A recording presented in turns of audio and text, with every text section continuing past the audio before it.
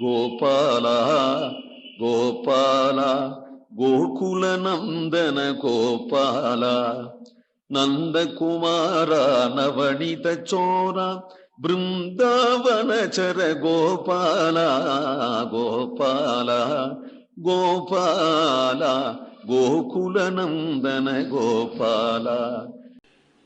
பெருத்த கண்ணாலங்கள் செய்து பேணினம் இல்லத்துள்ளே இருத்துவான் எண்ணி நாம் இருக்க இவளும் ஒன்றெண்ணுகின்றாள்.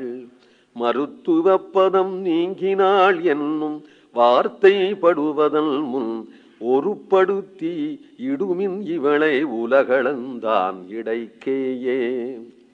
நமக்கு என்ன பெரிய கல்யாணங்கள் பண்ணி ஊர்லயே எல்லாராத்துலயும் இது மாதிரி கல்யாணம் நடக்கல, அப்படி ஒரு கல்யாணம் பண்ணிவிட்டார் இந்த கோணார் அப்படின்னு சொல்லும்படி ஒரு கல்யாணம் பண்ணணும்னு ஆசைப்பட்டு சாமான்லாம் சேகரித்து புடவைகள்லாம் வாங்கி அந்த சாமான் எடுத்து வச்சு இந்த சாமானை எடுத்து வச்சு நாம் ஒரு மணக்கோட்டை கட்டின்னு இருக்க இவள் ஒரு மணக்கோட்டை கட்டின்னு இருக்கிறாள்.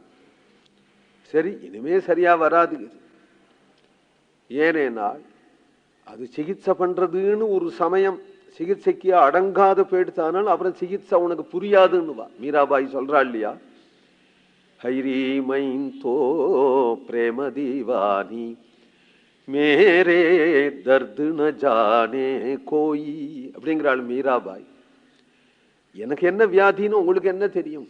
தெரிஞ்சாதானே நீங்கள் சிகிச்சை பண்றதுக்கு. எப்பொழுதுமே வியாதி ஆரம்பிக்கிற நிலையிலேயே சிகிச்சை பண்ணியிருக்கணும். சிகிச்சை பண்ணி இருந்தாக்க குணமாகுங்கிற ஹோப்பு உண்டு. அது ரொம்ப முத்தின பிறகு டாக்டரே கைவிட்ட கேஸ் அப்படின்ன பிறகு அதுல போய் சிகிச்சை பண்றேன் அப்படின்னு ஒரு நம்முடைய ஒரு ஆசைதானே தவிர அது ஜெயிக்காது அப்படின்னு ஆன பிறகு அப்புறம் நாம் எப்படி சிகிச்சை பண்ண போறோம்?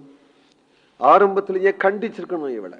முதல் இவள் கிருஷ்ணா கோவிந்தான்னு சொல்லும்போது இது நல்ல காரியம் தானே, பஜனை தானே பண்ணட்டும் அப்படின்னு நினைச்சுட்டு விட்டுட்டோம். அது ரொம்ப மேல போயிடுத்து. இப்ப போய் நீ கோவிந்தான்னு சொல்லாதே ராதே கிருஷ்ணான்னு சொல்லாதேன்னா அது கேட்குமா? ஆரம்பத்திலேயே கண்டிச்சிருக்கணும். போயிடுத்து, போ, விடு.